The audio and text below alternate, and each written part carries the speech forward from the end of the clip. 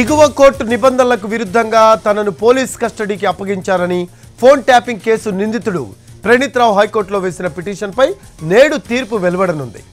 పోలీసులు సమయం సందర్భం లేకుండా 24 గంటలు ఇంటరాగేషన్ చేస్తున్నారని, నిబంధనలు ఉల్లంఘించారని ప్రణీత్ రావు తరపు సీనియర్ న్యాయవాది గండ్ర మోహన్ రావు కోర్టు దృష్టికి తెచ్చారు.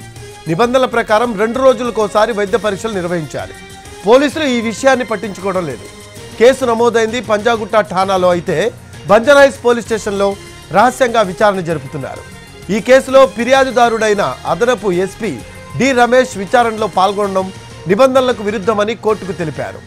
గత ప్రభుత్వ హయాంలో విపక్ష నేతల ఫోన్ ట్యాపింగ్ కేసులో పిటిషనర్ నిందితుడని, ఇది తీవ్రమైన ఆరోపణలున్న నేరమని తెలిపారు రాష్ట్ర పబ్లిక్ ప్రాసిక్యూటర్ పల్లె నాగేశ్వరరావు.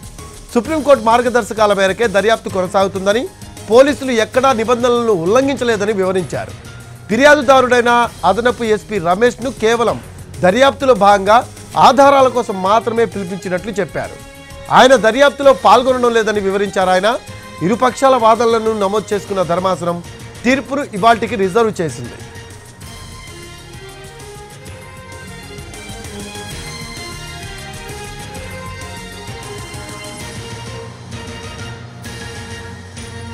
ప్రణీత్ రావు 2018లో ఎస్ఐబిలో పనిచేస్తున్నప్పటి నుంచి అతని కింద పనిచేసిన సిబ్బందిని దర్యాప్తు అధికారులు బుధవారం విచారించినట్లు తెలిసింది.